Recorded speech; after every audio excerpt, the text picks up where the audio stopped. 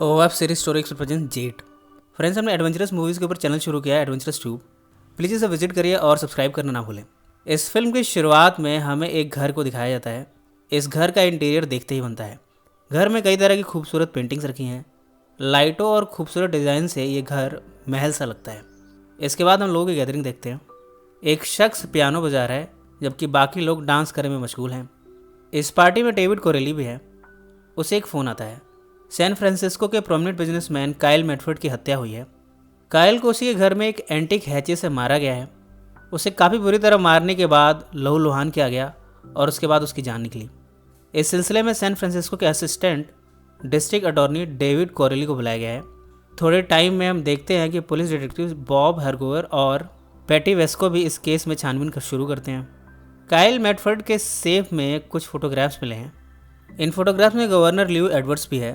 वो इन फोटोग्राफ्स में किसी वेश्या के साथ इंटीमेट हो रहा है।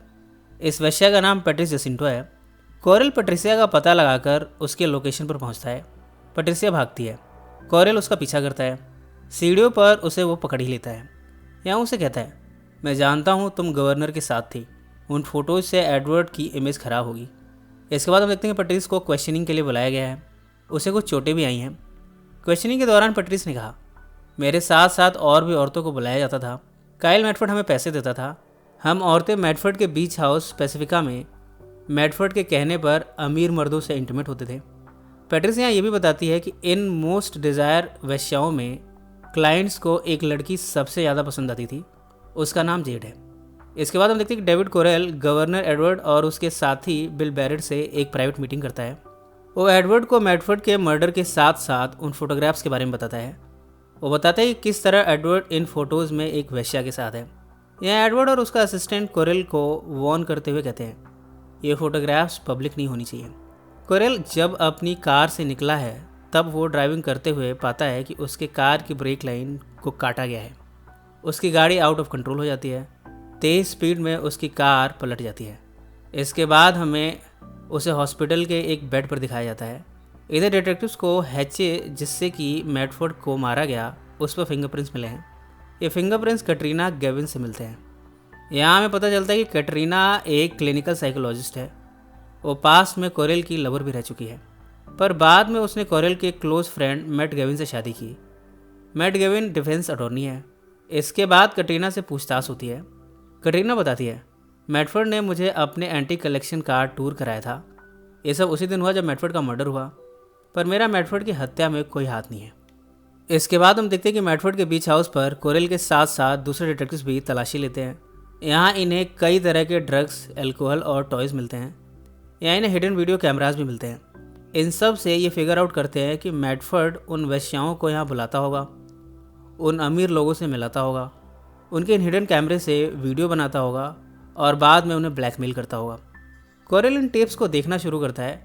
वो ये देखकर शॉक्ड है कि इन टेप्स में कैटरीना भी है। अब तो कोरेल को कैटरीना पर भी शक होने लगा है। इधर पैट्रिस कोरेल से मिलने के लिए एक मीटिंग अरेंज करती है। ये मीटिंग एक रेस्टोरेंट में होनी है जहाँ पैट्रिस जेड की आइडेंटिटी के बारे में बताएगी। इधर कोरेल पैट्रिस का रेस्टोरेंट में इंतजार कर रहा है। पैट्रिस चलते हुए उस तक पहुँच ही रही है कि एक ब्लैक कलर की फोर्ड आती है। वो उस पर अटैक करके यहाँ से चली जाती है। पैट्रिस इस समय रोड पर जख्मी हालत में है। कोरेल मिरर के थ्रू ये सब देख रहा है। इतने में वो गाड़ी फिर से आती है। वो पैट्रिस को फिर से हिट करती है और यहाँ से चली जाती है। कोरेल दौड़कर पैट्रिस के पास जाता है। वो देखता है कि पैट्रिस की जान निकल चुकी है।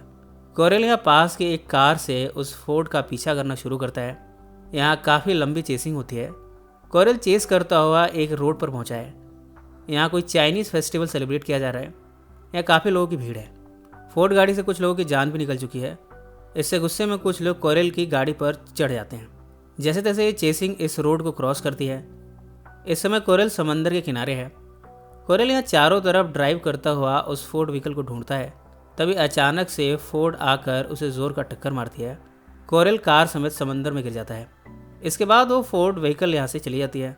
कोरेल जब कार से निकलकर बाहर आता है तब वो ये पाता है कि वो उस किलर को पकड़ पाने से चूक गया, पर अभी तक वो ये समझ नहीं पा रहा कि इन सभी घटनाओं का मास्टरमाइंड कौन है। इधर डिटेक्टिव्स पैट्रिस के बॉडी की ऑटोप्सी कर रहे हैं। डिटेक्टिव्स अपनी छानबीन में पाते हैं कि मैट गेविन्स और कैटरीना के पास भी सेम इसी तरह की कार है जिसने पैट्रिस को हिट किया था। इससे सीधा सीधा शक कटरीना पर जाता है। इसके बाद इन्हें वो एक्चुअल व्हीकल जिससे कि पैट्रिस को मारा गया वो मिली है। वो कार जंगल में अबेंडन मिली है। इस अबेंडन व्हीकल से ऐसा लगता है कि कोई कटरीना को इस केस में फ्रेम करने की कोशिश कर रहा है। इसके बाद कटरीना को फिर से क्वेश्चनिंग के लिए बुलाया गया है। इस बार उसे उस टेप को दिखाया जाता है जिसमें कटरीना भी है। इससे पहले कि ये सभी कटरीना से सच उगलवा सकें, मैट गेविन जो कि खुद भी अटॉर्नी है, वह खुद को कटरीना का अटॉर्नी घोषित करता है। कटरीना इस बात को बता पाए कि आखिर उसका इन सब में क्या रोल है, उसके पहले मैट गेविन यहाँ पहुंचकर इस इंटरोगेशन को ख़त्म करा देता है। हम देखते हैं कि जब भी कटरीना और मैट गेविन इंटीमेट होते हैं तब कटरीना फ्रीज हो जाती है। कई बार तो गेविन उसे धमकाता है। वो एक कस्टमर की तरह पेश आता है, जबकि कटरीना उसके साथ वाइफ नहीं बल्कि एक वेश्या की तरह पेश आती है। यहाँ गेविन कटरीना पर हावी होते हुए इन सब मामले में उसके रोल के बारे में पूछता है।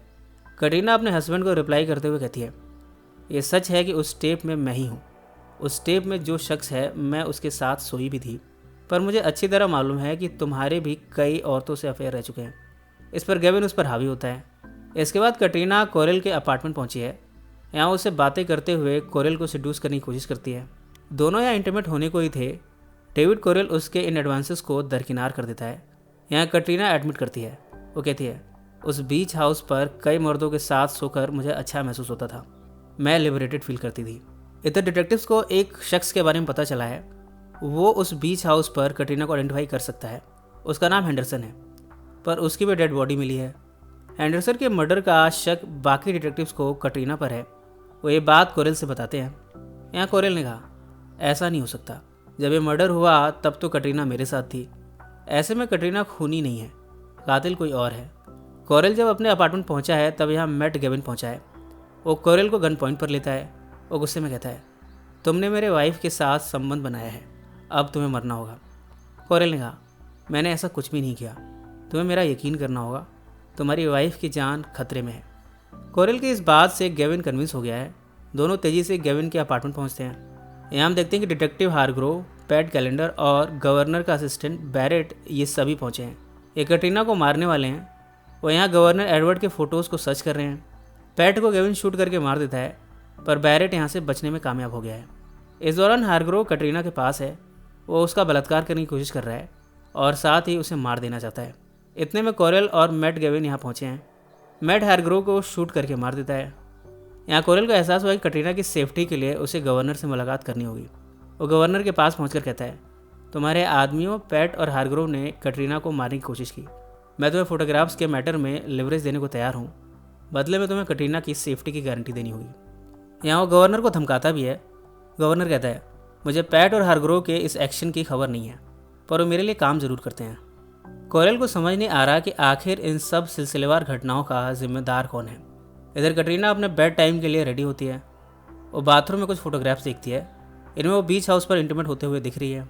इसके बाद हम देखते हैं कि मैट गेविन कटरीना से एडमिट करते हुए कहता है, मैंने ही मैटफोर्ड को मारा था। मुझे मालूम था कि मैटफोर्ड लोगों को ब्लैकमेल करता है।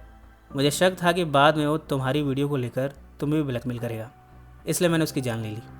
इसके बाद वो कटरीना से कहता है, तुम मुझे जेड से मिलाओ। कटरीना के पास कोई ऑप्शन नहीं है सिवाय हाँ करने के। इसकी वजह कटरीना की बहुत सारी फ़ोटोज़ अब मैट के पास हैं। फिल्म यहीं समाप्त हो जाती है। इस फिल्म में कटरीना ही जेड है। वो जेड के नाम से उस बीच हाउस पर जाती थी और लोगों से इंटीमेट होती थी, यानी ये उसका पार्ट टाइम जॉब था। इस फिल्म में जो कुछ भी हुआ, मैटफोर्ड की हत्या और फिर इस केस से जुड़े लोगों की हत्या, सब मैट गेविन ने की थी। उसे मालूम था कि कटरीना जेड नाम से बीच हाउस पर जाती है, मर्दों से इंटीमेट होती है, इसलिए उसने कटरीना की फ़ोटोज़ अपने पास रखी हैं, जिससे वो हमेशा कटरीना को ब्लैकमेल करता रहेगा और उससे मनचाहे तरीके से इंटीमेट होता रहेगा। ये कहानी आपको कैसी लगी कमेंट ज़रूर मेंशन करें। सो फ्रेंड्स, फिर मिलेंगे ज़िंदगी के किसी नए मोड़ पर।